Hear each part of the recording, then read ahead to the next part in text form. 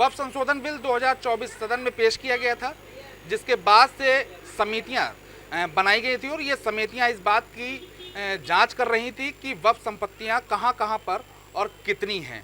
और इस वक्त हम कानपुर में हैं और कानपुर में भी एक ऐसी ही वक्फ संपत्ति पर हम पहुंचे हैं जांच के लिए।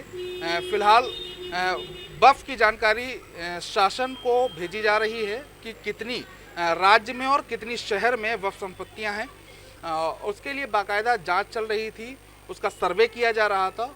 और यहाँ पर भी एक वक्फ संपत्ति नवाबगंज क्षेत्र में है जहाँ पर मस्जिद बनी हुई है। और कानपुर में लगभग 1650 वक्फ संपत्तियों की जांच सामने आई थी कि वक्फ संपत्तियां यहाँ पर स्थापित हैं। और इन्हीं 1650 वक्फ संपत्तियों में तकरीबन 550 वक्फ संपत्तियां ऐसी हैं जो सरकारी ज़मीन पर काबिज हैं, ऐसा दावा किया जा रहा है। फ़िलहाल उनके लिए शासन को रिपोर्ट भेजी गई है और उनमें कब्रिस्तान भी हैं, मस्जिद भी हैं, मदरसे भी हैं, तमाम चीज़ें अलग अलग हैं। और ऐसी ही एक ये मस्जिद है, ये भी वक्फ संपत्ति पर ही है।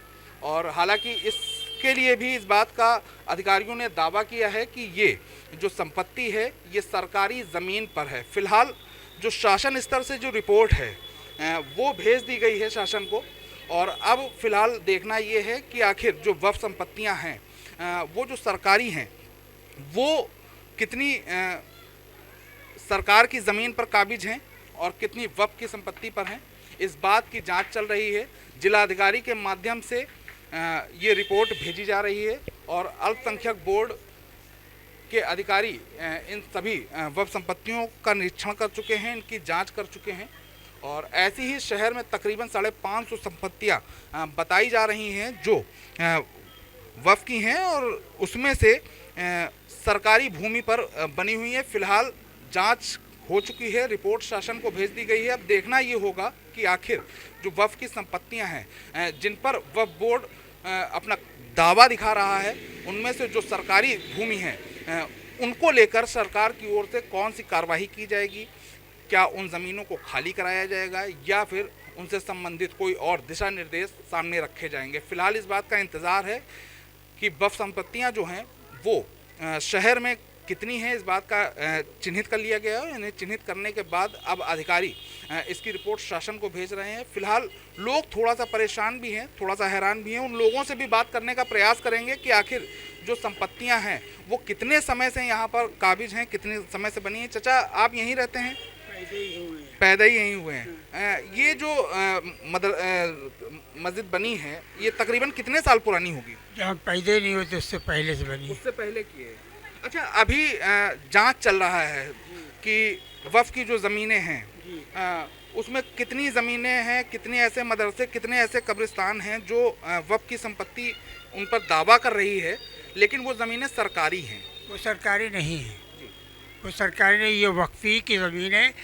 जब हमारे देखते में वक्फ खैरात अली है ये, और इससे पहले जब हम नहीं पैदा हुए थे तो जो हमारे बाप दादे थे वो जानते थे, फिर उनके बाप दादे जानते थे, तो हमारे पास कागजात कहाँ से हुए? वो सिलसिला तो उन लोगों के पास होगा कागजात। ये तो रिकॉर्ड बताएगा कोर्ट से। कोर्ट में हमने मुआयना किया, देखा है कि वक्फ की संपत्ति हमारे पर लिखा पड़ी है, कुछ क्या इतनी ही हो।